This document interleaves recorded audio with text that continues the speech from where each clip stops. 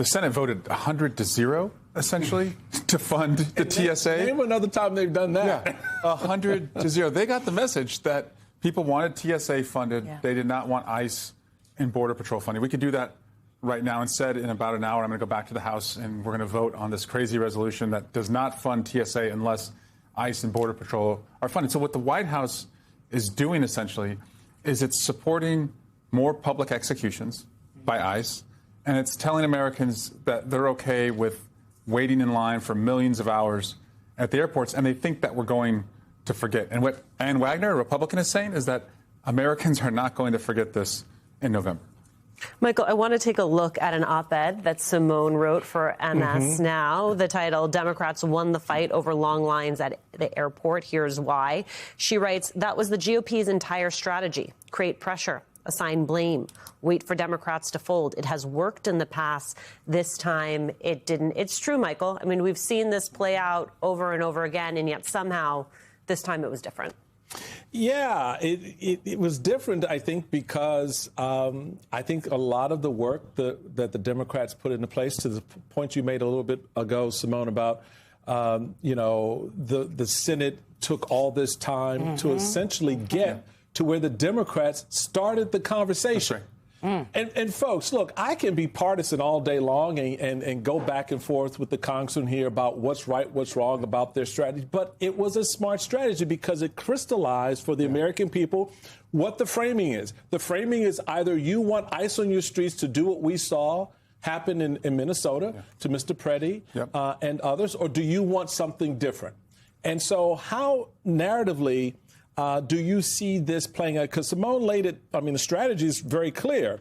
Democrats have in the past folded. We know that. There was a lot of consternation around some of even a couple of weeks ago, Simone, when Chuck Schumer went out and said, oh, we kind of like the idea of a national. I was like, what are we doing here? Hold up. Right? So you do have these moments where it looks like the old Democratic Party could come creeping back into the conversation.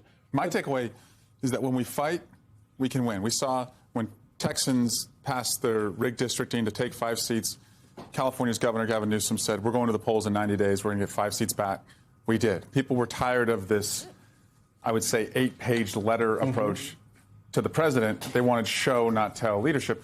And so here, I would say the White House jumped the shark when they sent the ICE agents to the airport, because most regular Americans that I talked to were like, wait, so there's not really a problem in our cities. If they have time to go hand out water bottles, they're not really needed to do what you're saying that they should be doing. So to do so unmasked. And to do so unmasked, yeah. So that was, I think, the jumping the shark moment. But Americans also, as you said, they have common sense. And I can't speak for most Americans. I can speak for Californians. And going from El Segundo to El Sobrante, what they're saying is we were promised lower costs. You put tariffs in place that raise the cost. We were promised no more wars. You were adding wars to the maps, and we were promised you'd go after the most violent individuals. 94% of the people arrested and deported are nonviolent. We will be, I'm on the late night duty tonight at the 11 p.m., so I'll be watching. Yeah, check in with me about what's going on in the House of Representatives. I'll need the information. Can we move to Iran funding? And also there's a hack out there that we want to discuss. But there's more MS Now reporting today. And this is about the White House divide on Iran. And the reporting says this: Trump calling the war already won is mostly hyperbole, said a senior White House official granted anonymity to speak candidly about the administration's thinking.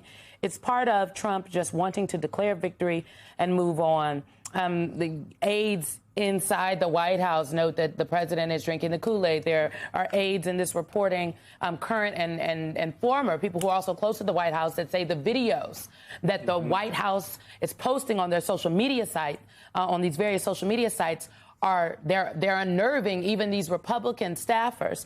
The war is not just, even if the war were to end tomorrow, it would take 200 days maybe for us to truly recover. So what the hell is the president doing? Well, it's not one if you're going to fill up gas right now. I mean, California, it's almost $6 a gallon. And on average, it's $2 more today than it was on Joe Biden's first day in office. So we're going backward in that regard. It's not one if you're one of the thousands of Americans still stranded in the region because there was no plan to get them out. It's not one if you're trying to move goods through the Strait of Hormuz and there was no plan there. Donald Trump has more plans for his ballroom in the East Wing than he does for what he's going to do next in Iran. And that's the problem. Of course, we're all invested in this both because of the loss of American life that we've already seen, because of the economic reality here at home, because it creates a more unstable global order. There's also just the reality that right now, all of the institutions that are supposed to protect our homeland are under-resourced. They have had staffing issues. The FBI director, for example, does not seem to be focused on the actual primary objectives of his job. Your sense, as a member of the Homeland Security Committee, is the homeland, in fact, safe right now? No. In fact, the FBI director, his eyes are completely off the ball. So he has fired agents who were responsible for protecting us from counterterrorism against Iran. He did that before the attack happened. He is spending way too much of his time, we are learning, going after the president's political enemies instead of having them investigate their core responsibilities of counterterrorism. And now that we've seen that he's also been hacked, we know that there is blowback coming to the homeland against the director and other officials from Iran. So in every way, we're more vulnerable. And we have a president who you described in your opening piece who's just gotten bored. Congressman, let's dig a little bit more into the hack, because the hack is serious. I mean, I had flashbacks to Signalgate and all kinds of other crazies.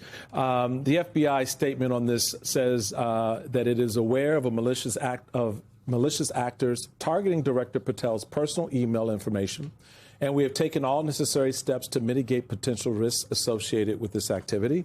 The information in question is historical in nature and involves no government information. Well, that's what they're putting in their statement. I don't know what was on that phone, but they're giving a $10 million reward. That statement goes on to note that the Department of State's Rewards for Justice program offers up to a $10 million reward for information leading to identification of the hacker. So you're not putting $10 million on the table for somebody who just has their hand on historical information that doesn't involve government information. And what worries me is that FBI director's not focused. He is connected as a director, and again, we don't know how far the reach is here, though. He is connected to the most sensitive cases in America. Sources, methods, investigations. And so if he's not focused, what he's done is he's put an entire apparatus that is meant to keep us safe at risk. And most Americans, I think, are just saying, stop investigating the president's political opponents, start protecting us. But you would think if you remove Simone, if you remove the people, to the congressman's point, who are charged with homeland security and investigations and tracking and trying to prevent this, that if you got rid of them, you would at least pay a little bit more attention yourself. Yeah, I mean, what really strikes me about all of this is it feels like, because so much has happened at one time, it's easy for us, because we're in it every day, but also the folks at home, to forget about how many people have been purged from the Department of Justice, specifically from the FBI, how many people who have been rerouted from doing the work of counterterrorism work, investigations, and been rerouted to focus on the president's mass deportation agenda. And so, undoubtedly, doing that makes us less safe. And now the president has started a war with a country who is known for hacking. And also known... That's what the Iranians, they're hackers. And they're worldwide terrorists. Yes. They've shown a capability to conduct terrorist attacks all over the globe. And being on the Homeland Security Committee, I look at the threats. I know their capabilities. And... Are we safe right now? We are less safe with Kash Patel as the FBI director and a president who is, quote, getting bored. We just need them to focus. And this is where you have to root for their success, right? Because their success means our safety. And I don't see people who are focused on what the core mission is right now.